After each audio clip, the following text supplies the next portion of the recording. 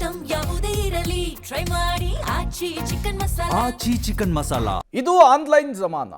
ಆನ್ಲೈನ್ನಲ್ಲಿ ಶಾಪಿಂಗ್ ಮಾಡೋದು ಕೂಡ ಸಾಮಾನ್ಯ. ಹಿಂಗೆ ಆನ್ಲೈನ್ನಲ್ಲಿ ಶಾಪಿಂಗ್ ಮಾಡಿದಂತಹ ವ್ಯಕ್ತಿಯೊಬ್ಬರಿಗೆ ದೋಖಾ ಆಗಿದೆ. ಬುಕ್ ಮಾಡಿದ್ದು ಕ್ಯಾಮ್ರಾ, ಬಂದಿದ್ದು ಸೋಪಿನ ಪುಡಿ. ಹೌದು, ಹುಬ್ಬಳ್ಳಿಯಲ್ಲಾದಂತಹ ದೋಖಾ ಇದು. ಆನ್ಲೈನ್ ದೋಖಾ ಇದು. ಬುಕ್ ಮಾಡಿದ್ದು 61,000 ರೂಪಾಯಿದು ಕ್ಯಾಮರಾ ಬದಲಿಗೆ ಬಂದಿದ್ದು 2 kg ವಾಷಿಂಗ್ ಪೌಡರ್. ಭಾರತ ಮೂಲದ ದುಬೈ ನಿವಾಸಿಗೆ ಆನ್ಲೈನ್ನಲ್ಲಿ ದೋಖಾ ಮಾಡಲಾಗಿದೆ. ಶಾರ್ಜಾದಲ್ಲಿ ನೆಲೆಸಿರ್ತಾರೆ ಭಾರತೀಯ ಮೂಲದ ಉದ್ಯಮಿ. ಅವರಿಗೆ ವಂಚನೆ ಆಗಿದೆ. ಖಾಸಗಿ ಕಾರ್ಯಕ್ರಮದ ನಿಮಿತ್ತ ಹುಬ್ಬಳ್ಳಿಗೆ ಬಂದಿರ್ತಾರೆ. ಸ್ನೇಹಿತನಿಗೆ ಗಿಫ್ಟ್ ಕೊಡೋದಕ್ಕಂತ 61,000 ರೂಪಾಯಿ ಮೌಲ್ಯದ ಕ್ಯಾಮರಾ ಬುಕ್ ಮಾಡಿರ್ತಾರೆ ಆನ್ಲೈನ್ನಲ್ಲಿ. ಅಮೆಜಾನ್ ಆನ್ಲೈನ್ನಲ್ಲಿ ಆರ್ಡರ್ ಮಾಡಿದಂತಹ ಕ್ಯಾಮರಾ ಇದು. ದೂರು ಕೊಟ್ಟರೂ ಕೂಡ ಅಮೆಜಾನ್ ಸಂಸ್ಥೆಯಿಂದ ಸ್ಪಂದನೆ ಸಿಗ್ತಿಲ್ವಂತೆ. ಇನ್ಫ್ಯಾಕ್ಟ್ ಈ ರೀತಿಯ ದೋಖಾ ಆಗೋದು ಇದೇ ಮೊದಲ ಅಂದರೆ ಅಲ್ಲ. ಐಫೋನ್ ಬುಕ್ ಮಾಡಿದರೆ ಕಲ್ಲು ಹಾಕಿ ಕಳಿಸೋದು, ಈ ರೀತಿಯ ಘಟನೆಗಳು ಆಗ್ತಾನೆ ಇರುತ್ತೆ. ಈಗ ಮತ್ತೊಮ್ಮೆ ಅದೇ ರೀತಿಯ ಘಟನೆಯೊಂದು ವರದಿಯಾಗಿದೆ. ಇವರೇ ಉದ್ಯಮಿ. ಇದೇ ಬುಕ್ ಮಾಡಿದಂತಹ ಕ್ಯಾಮ್ರಾ ತೆಗೆದು ನೋಡಿದರೆ ಸೋಪಿನ ಪುಡಿ. ಶಾಕ್ ಆಗಿದ್ದಾರೆ. ಇದೇ ವಿಚಾರಕ್ಕೆ ಸಂಬಂಧಪಟ್ಟಂತೆ ಕಂಪ್ಲೇಂಟ್ ಕೊಡೋದಕ್ಕೂ ಕೂಡ ಮುಂದಾಗಿದ್ದಾರೆ. ಬಟ್ ಸರಿಯಾಗಿ ರೆಸ್ಪಾನ್ಸ್ ಮಾಡ್ತಿಲ್ಲ ಅನ್ನೋದು ಗೊತ್ತಾಗ್ತಿದೆ. Who did this one? Amazon, no? Is his name same name? Check the name. They put wheel packet and they gave man to this.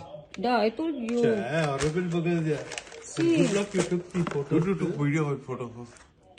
So it's very heavy. What a way to cheat. What is this? ಭಾರತೀಯ ಮೂಲದ ಉದ್ಯಮಿಗೆ ಈ ರೀತಿಯ ದೋಖಾ ಆಗಿರುವಂಥದ್ದು. ಸ್ನೇಹಿತನಿಗೋಸ್ಕರ 66,000 ರೂಪಾಯಿದ್ದು ಒಂದು ಕ್ಯಾಮರಾವನ್ನು gift ಮಾಡಬೇಕು ಅಂತ ಹೇಳಿ book ಮಾಡಿರ್ತಾರೆ. ಕುಂತಲ್ಲಿಯೇ ಬುಕ್ ಮಾಡಿದ್ದು, ಮೊಬೈಲ್ನಲ್ಲಿಯೇ ಬುಕ್ ಮಾಡಿದ್ದು. ಬರುತ್ತೆ ಪಾರ್ಸಲ್ಲು. ಅದನ್ನು ಓಪನ್ ಮಾಡಿ ನೋಡಿದಾಗಿರೋದು ವೀಲ್ ಪ್ರಾಡಕ್ಟ್, ಸೋಪಿನ ಪುಡಿ. ಶಾಕ್ ಆಗಿದ್ದಾರೆ.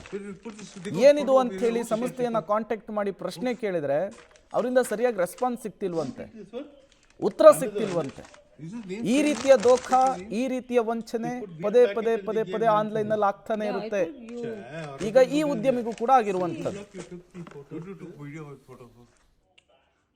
I bought this for my friend from Nepal. He's come here. He wanted this camera. So I paid it online 2 days back. And yesterday when I opened, I was surprised to get washing powder inside. I was expecting the camera. But instead of camera, I got washing powder, which I'm surprised. But I do a lot of Amazon shopping in Dubai. Always I get my goods proper. No cheating. This first time in my life I get cheat. Like, you know, I got this cheated with this. How did it cost? This 60,000 rupees. 60,000. 60,995. 60,995 by debit card paid. 2 days before by Amazon. Okay. And they asked me to pay by debit card. So I paid card.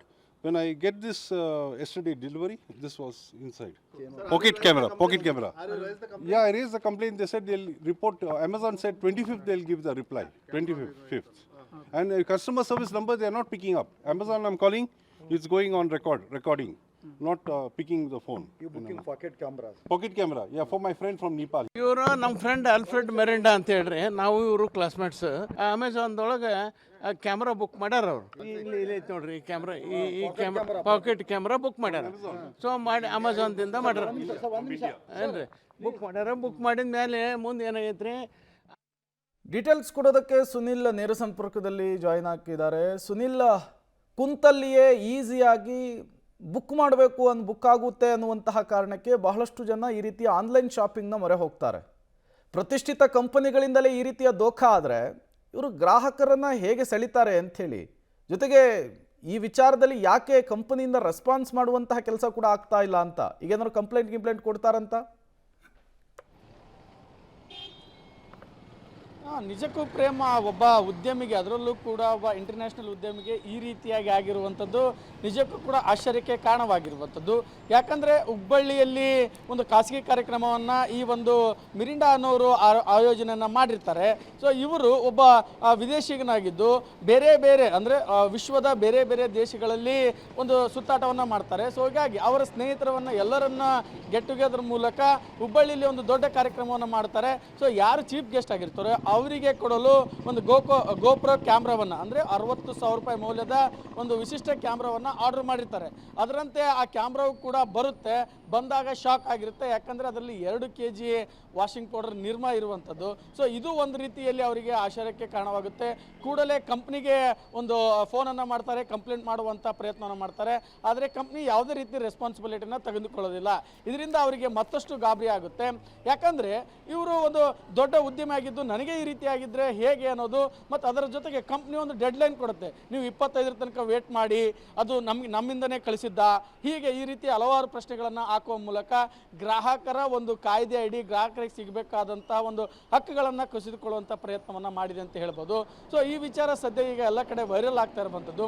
ಇನ್ನು ಈ ಬಗ್ಗೆ ಹಲವಾರು, ಅಂದರೆ ಇವರು ಕೇವಲ ದುಬೈದಿಂದ ಒಬ್ಬರೇ ಬಂದಿಲ್ಲ, ಬೇರೆ ಬೇರೆ ನೇಪಾಳು, ಇವ್ರ ಸ್ನೇಹಿತರು ಫಿನ್ಲ್ಯಾಂಡು, ಬೇರೆ ಬೇರೆ ದೇಶಗಳಿಂದ ಬಂದಂಥವರು ಕೂಡ ಅಮೆಜಾನ್ ಮೇಲೆ ಅನುಮಾನ ಪಡುವಂತಾಗಿರುವಂಥದ್ದು. ಸೊ ಇಲ್ಲಿ ನೋಡ್ಬೋದು, ಅಲ್ಲಿ ಕ್ಯಾಮ್ರಾದ ಹಣವನ್ನು ಈಗಾಗಲೇ ಅವರು ಸಂದಾಯ ಮಾಡಿದ್ದಾರೆ, ಕ್ಯಾಶ್ ಆನ್ ಡೆಲಿವರಿ ಮಾಡಿಲ್ಲ. ಸೊ ಹೀಗಾಗಿ ಈ ರೀತಿಯಾಗಿ ಇದು ವರ್ಕರ್ಸ್ ಮಾಡಿದಾರೋ ಅಥವಾ ಕಂಪ್ನಿ ಮಾಡಿದಾರೋ ಅನ್ನೋದ್ರ ಬಗ್ಗೆ ತನಿಖೆ ಆಗಬೇಕು ಮತ್ತು ಅಮೆಜಾನ್ ಇದಕ್ಕೆ ಸ್ಪಂದನೆ ನೀಡಬೇಕು ಅನ್ನೋದು ಅವರ ಆಗ್ರಹ ಆಗಿರುವಂಥದ್ದು. Prem. Okay, thank you Sunil ತಮ್ಮೆಲ್ಲ ಮಾಹಿತಿಗಾಗಿ.